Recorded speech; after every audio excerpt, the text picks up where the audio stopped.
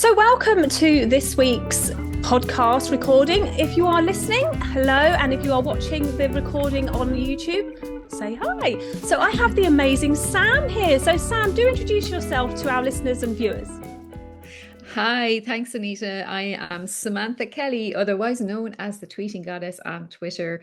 I am a Twitter and LinkedIn expert. I help people raise their profile online, and I put the X factor into expert. Do you see what I did there with the new X branding? That's really cool. Yeah, you've got to get that in, especially with Twitter now being owned by or being rebranded to X. It's can be quite confusing for people on social media, and we can talk about that in a minute. So I've known Sam for a little while. We actually met through a branding opportunity that we were both doing with Restream, and from then we've just become really good friends. So I really wanted Sam on my podcast as well.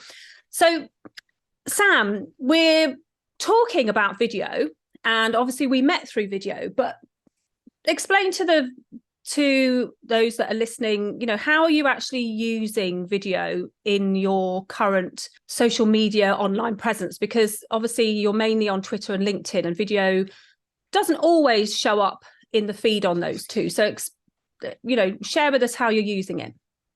Well, it's funny, video is something that I do off the cuff. You've probably noticed I did one this morning. I just decide, do you know what? I'll just think, and it's never perfect. It's never polished. It's always just whatever thought or value I think I can give at the time. That's when I do videos. But other videos I do would be stuff like interviewing, like for Social Media Fest, for example. Yesterday I did a Restream. So Restream is really powerful if you want to stream an interview or something on LinkedIn Live. It goes to Twitter. You can have branding going across the bottom. So that's the way I like to use video. Otherwise, I just use my phone. And it's not polished. It's not like all branded and stuff. It's just me. But I feel, I can tell you a funny story. Actually, I did meet someone in the car park once, and I had a branded car all about inspiring women at the time. And she came up to me and said, "Well done, well done." And it was raining. My eyeliner or my mascara was down under my eyes. My hair looked terrible. And I was just so touched by how she came up to me and started talking to me. She kind of made my day. So I actually did a little video after that, and it's the most viewed I have, and I look terrible. So it's about the emotion and the message more so. It is. It's emotion, energy, and message. And I do a lot of off-the-cuff videos as well. And I think that's something that one of the reasons I've actually started this series of podcast interviews with other women that are, and some men that are in the lineup as well, on using video, because actually most of the less polished on-the-cuff content that we create on video, like you said, is probably the ones that do the best.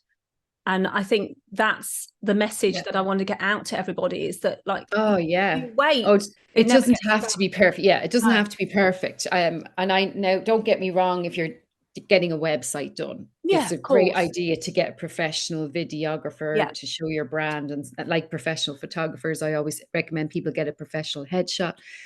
That's really important. But if you're just on social media and you're just getting messages out there, and, people buy from people. So they want to know about you and behind the scenes. And even if you don't want to get on the video yourself, we're nosy. We want to see what's going on behind the scenes, Actually, I just had a call with Joe from Dex Pets, and he sent me a little video he took yesterday because these little dog bakery treats came in. And so he just did a little video scanning the treats and then focusing in on the bakery treats. And I thought, oh, that's brilliant. And it was just simple, it was just, and we put that up on Twitter today. So. Yeah, I think simple and ease of use is like the thing that everybody needs to understand about video, and especially, like you say, social video, because there is a difference.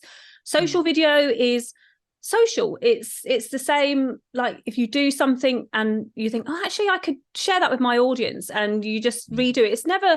It's never going to have the same energy as if there was like a little camera in the corner catching you, but you can reproduce it in that sort of casual way. It makes it much more interactive with your audience. And like you say, if you do have to get certain videos done professionally, then by all means do that, because there are certain times that you do need to have things a little bit more polished and a little bit more, assertive, so that it stamps your influence in that area. But social media is definitely there for unpolished social, just pick up the phone and get the video done.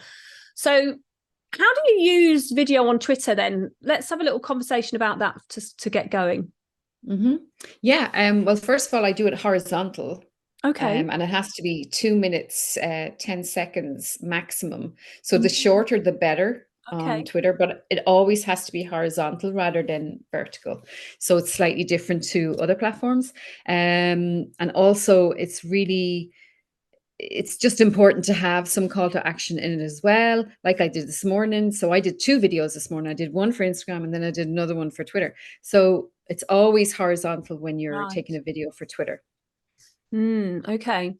So for those of you listening, you could do a horizontal, and then if you are a little bit more adept with some mobile apps, you could maybe crop it down. As long as you sort of sit fairly central in a horizontal place, then you can pretty much sort of like crop it into that center third, just as a little tip there for those that are out there thinking, 2 videos.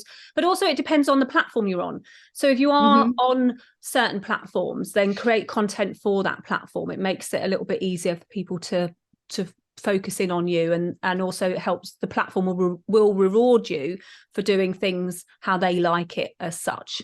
Okay. Yeah, absolutely. And I just do want to reiterate though, Anita, don't be worrying about being perfect, just get that message out there, and even just start by just being behind the camera and show that sunset, show the snow, show the squirrel in the garden.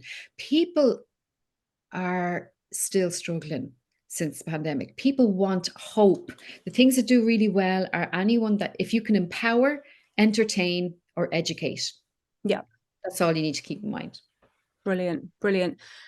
So talking of social media, and obviously this is focusing on getting people on video, and onto YouTube. So you have a channel, and I had a little peep.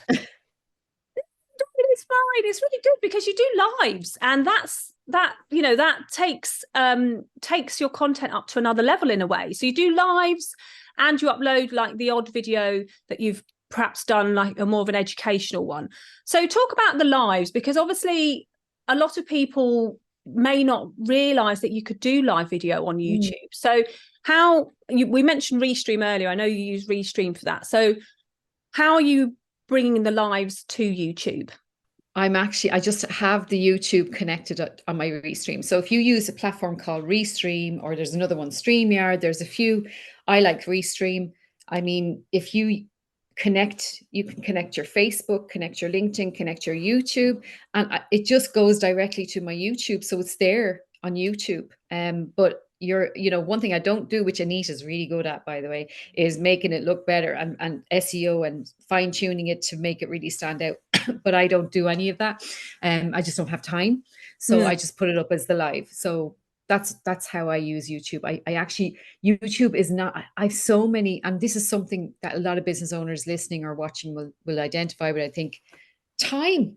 Yeah. I don't have time, and that's why, for example, I have a girl, Anya, who does a lot of my images, because if I went to make an image, Anita, it would take me ages. Whereas Anita, or sorry, Anya is absolutely brilliant. That's her forte. She loves doing it. So I'd rather pay her to do it for me than me do it. I'd waste a lot of time. I wouldn't enjoy it. Whereas Twitter and LinkedIn, put me in there all day, I'd be happy little camper. So my little, what I'm trying to say is, someday I will be hiring Anita to do my YouTube. But at the moment, my focus and my audience are on Twitter and LinkedIn. So it's really important that no matter what kind of, like, what video you're doing, make sure you're using the right platform for that video to be going out to, because make sure your audience are actually there. We started recently on Twitter with this new client, and they're already getting sales, and they only have 120 followers. They're already getting sales from Twitter. So they didn't realize that was another platform that their audience were on, that they should have been focused on. And so it's great. I can't believe, like, yourself, 120 followers getting sales already, that's really powerful. So, just be aware it's really important that no matter what videos you're doing, make sure they're going to the right platform. So I have them going to Twitter, LinkedIn, YouTube, Facebook, just because I can, Yeah. but not necessarily because I'm focused on those audiences. Yeah. And I think that's really important. I think using, let's step back a couple of steps. So you use Restream, and I use Restream as well. And what Restream does, like you say, it's a studio, like a hub, which allows you to share your live streams to multiple platforms at the same time. So you could utilize doing a live video like that to test the waters on these other platforms. Yes, exactly. And then once you've done maybe 2, 3, 4 lives, depending, you do need to build up that momentum with lives and that continuity with it. And then be aware that inside the studio of Restream, you can see all the comments coming in. So you can see where your audience is and where the engagement's happening. And then you can focus on those platforms and then start putting more content, maybe more content that you're more comfortable with doing, like text updates, photos and things like that onto there to see whether there's growing engagement. And that's how you can identify where your audience is hanging out. And I think the really great thing about Restream is that you can do that with videos that you go live with, but also videos that you've pre-recorded, you can send them out as well.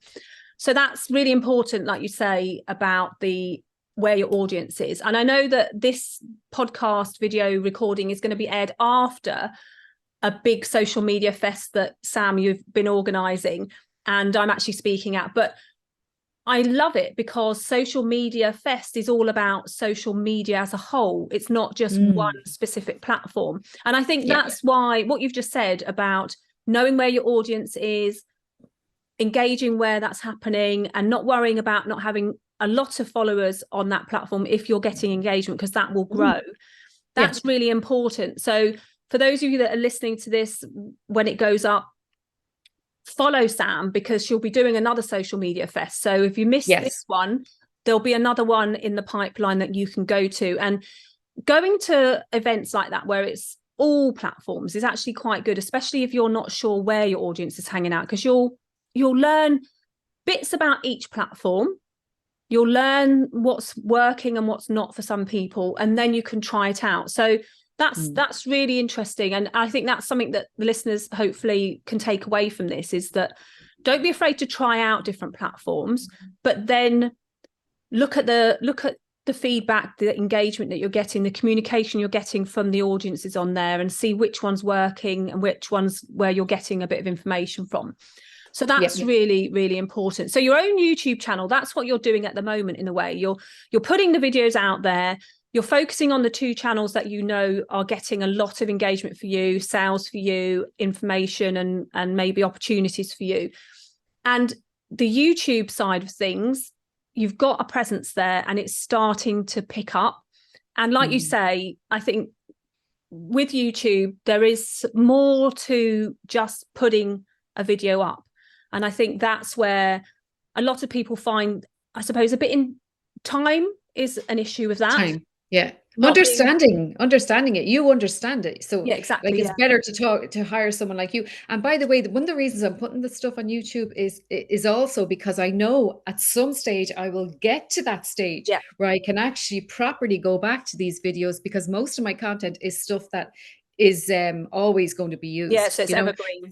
Evergreen. Yeah. So, even just having the videos there on YouTube sitting there for now, I can go back to them and I can repurpose them, especially with Restream. You can actually repurpose and upload videos and put it out again at another time and repurpose the content, or even clip up the videos into different content. So there's always gems in those videos of tips on Twitter or tips on LinkedIn. Or actually, I've written down 2 that I want to do. 2 videos that I want to do are, one issue that I think people will actually be really surprised at is if I do a video how to get rid of captions when you're doing a video on YouTube when you already have captions on your video. That's one that I think will do well. And then how to do a thread on Twitter. So there are 2 videos I have written down on my whiteboard that I am going to record soon. So it's about anytime a thought comes into my head or someone asks me a question, I write it on my board. So I'll do the video about that then. Because if someone asks it, someone else might want to know that answer too. Absolutely. And I think that's absolutely key, because evergreen content on YouTube, it will work forever. I've got a video on there that I put up about 6, 7, no, maybe even 5 years ago, and it's still generating traffic. It might not be completely relevant now because it was on a particular thing that you could do on a social media platform, but it's relevant enough to get people to my channel where more up-to-date content is. And I think that's key, is having that platform there. And I think a lot of mistakes some people make with YouTube is that they unlist the videos because they don't think that they are relevant, or that they're not what their audience wants, or they're not ready to go in and optimize them. But actually just having them there in the public eye enables YouTube to index them. And someone might go into Google and type in a search phrase and your video will pop up.